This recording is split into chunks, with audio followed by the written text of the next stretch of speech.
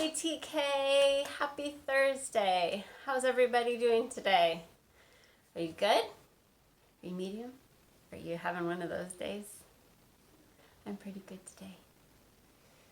All right, let's read a book. This is one of Ben and Andy's favorite books. The Astronaut Who Painted the Moon. He's got an easel up on the moon. That's kind of funny. Hey, this kind of reminds me of what we read yesterday and what we read Tuesday. These books are kind of similar. Kind of a similar setting, don't they? All right, let's read The Astronaut Who Painted the Moon. The true story of Alan Bean. It's a true story. It really happened. That makes it even more interesting, don't you think? Makes me really excited to read it. The Astronaut Who Painted the Moon.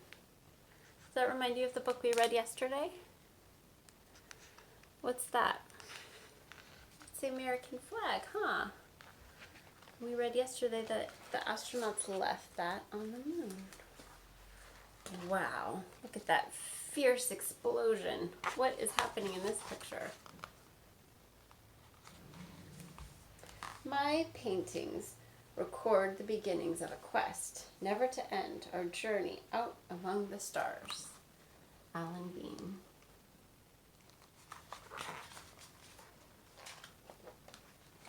These are cool illustrations. I'll do my best to show the whole thing the whole time. Lights flash. A rocket rumbled. Alan Bean's dream was about to come true. So that must be Alan Bean. Right there it says B-E-A-N, Bean. Bean. And I see numbers again. Let's count down again. You're going to help me just like we did yesterday. 10, 9, 8, 7, 6, 5, 4, 3, 2, 1. The rocket roared off the launch pad. Takes a lot of power to get a rocket up that far. Look at, they're upside down? Are they upside down? Why are they upside down? Alan shook in his heavy spacesuit. Why do you think he was shaking? The other astronauts were shaking too. Richard Gordon flipped the switches on the control panel. That's a lovely liftoff. Pete Conrad shouted over the noise. The shaking stopped as the spacecraft gained speed. Alan was in outer space. He had trained for so long as an astronaut and a scientist, and soon he would walk on the moon. It takes a lot of work to become an astronaut who gets to go to space. Not a lot of people have done that.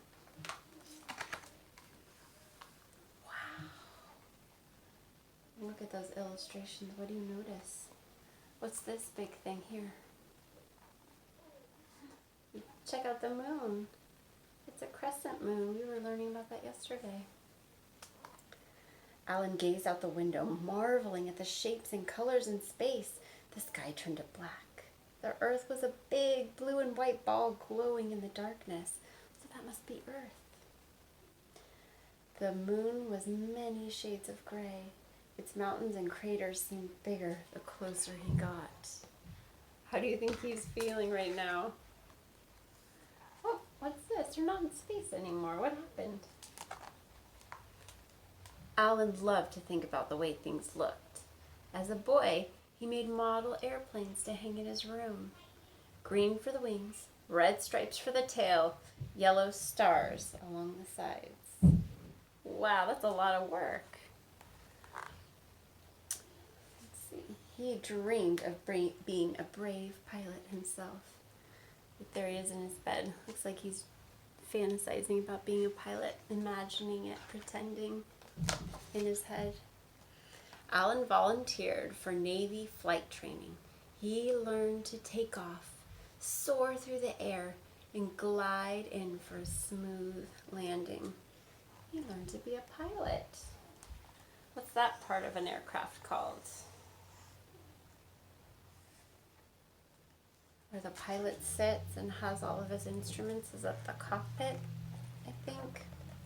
The Earth looked breathtaking from the cockpit. The white clouds above, the green fields below, the blue all around. Alan wished he could paint what he sees. Do you ever think of that when you see something beautiful? You want to draw it or paint it? He found an art class to teach him about patterns and forms. Alan dabbed his brush on canvas to paint a vase of flowers. His flowers didn't look exactly real, but he didn't want them to. They were brighter and bolder than real ones because he let his imagination take over. When you're doing art, you can make things brighter, make shapes different. You can use your imagination. You could draw a flower how you want it to look. The painting showed how stunning the flowers looked through Alan's eyes, how they made him feel.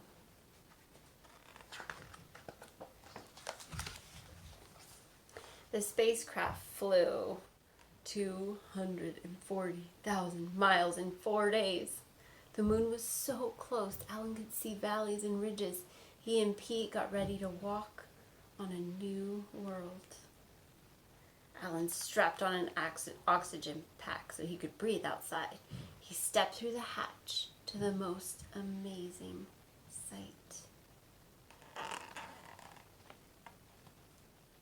You can't just go walk around in the moon in jeans and a t-shirt. You need special gear and an oxygen tank. Look, there's their shadows. What's this up here? You guys know what this big thing is? It's called a crater. It's like sunk in. It's a crater. The moon was barren. Do you guys know what barren means? Like kind of bare and dry. Not good for life. There's not a bunch of green plants and pretty flowers and water and stuff on the moon. It's barren. But also beautiful in its own way. Gray dust as far as the eye can see. Thousands of black craters. There's the craters. Hard white sunlight and everything perfectly still. Alan and Pete pushed a red, white, and blue American flag into the dust.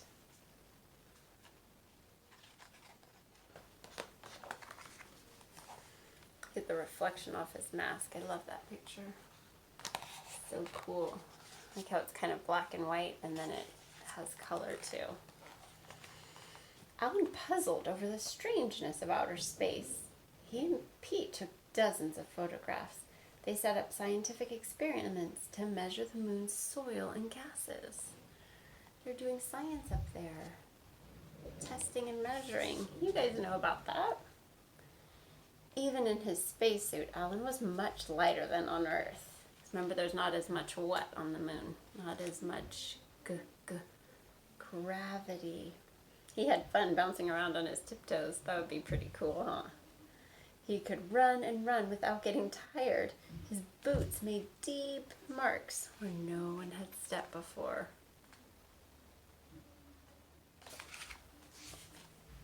The three astronauts zoomed back to the Earth at 25,000 miles an hour. Look at them. Look where they land. They land in the ocean. They splashed into the Pacific Ocean to end their awesome adventure. Alan's friends asked him about his time in space. What was it like up there? He tried to explain the moon's barren beauty, but words weren't enough, and his photographs just showed a grim, gloomy place. There was so much more to the moon than that, so much magic and mystery. How could Alan share his stories with others so they would understand? What could he do to explain to them how beautiful it is there? If his words weren't enough and his photos weren't enough, what could he do? What do you guys think he did to explain how beautiful it is on the moon? He pulled out his paints and his brushes. Alan knew he was the only artist ever to leave the Earth. the only artist ever to see the moon up close. Maybe a painting could show how it felt to be in outer space. Think a painting can make you feel something? Alan began his work like a scientist. He built a model of the moon's surface and used an electric light as the sun. The model helped him paint the angles and shadows just right. Look at all that work he did with light and figures before he even started painting. He's kind of making a plan first. Wow.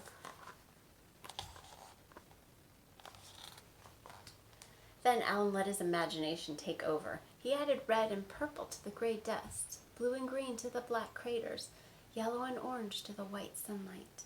The moon didn't look exactly real, but Alan didn't want it to.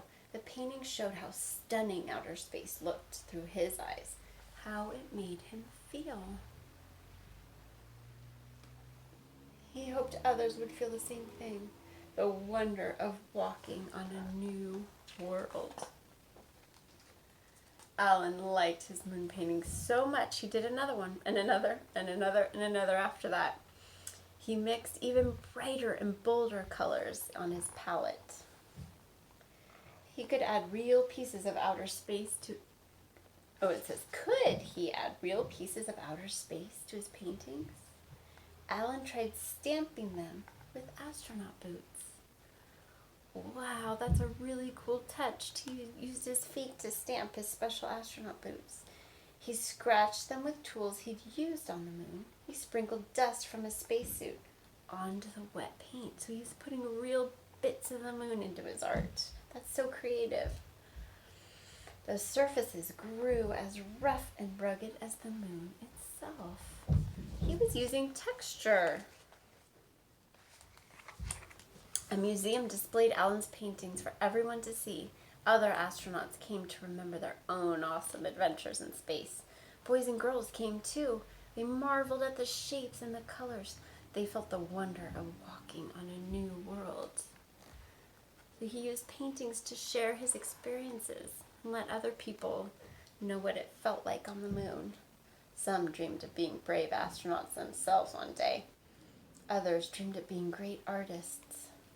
And some dreamed of being both. Look at it on his helmet. What do you see in his helmet?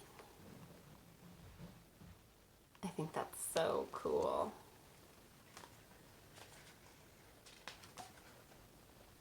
Look, I'm not going to read all this, but there's a picture of him. The real astronaut artist who made those cool paintings of the moon so we could feel what it's like up there. It's so neat. I love that this is a true story. Those are some of his paintings next to a photograph. So that's the photograph, but that's how it really felt to him.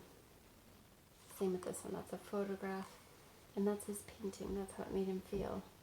It's cool to look at the difference. All right, I hope you like that book. I hope you like all three of our outer space books this week, and I hope you learned something about outer space or stars or being an astronaut. Do any of you want to be an astronaut someday? Or an artist? Oh, you guys are already artists. That was silly. All right, let's do calendar. Today's Thursday, May 1. What comes after 13? 10, 11, 12, 13. 14. A 1 and a 4. Nice. All right, let's take out a paintbrush and paint. Do a stroke of paint for every day in May. Ready? I'm going to point and you guys paint. 1, 2, 3, 4, 5, 6, 7, 8, 9, 10, 11, 12, 13, 14. Good counting, good listening, good learning. I miss you guys so much. Big hug. Be so good. Be so nice to your mom and your dad and your brothers and your sisters. Okay, TK?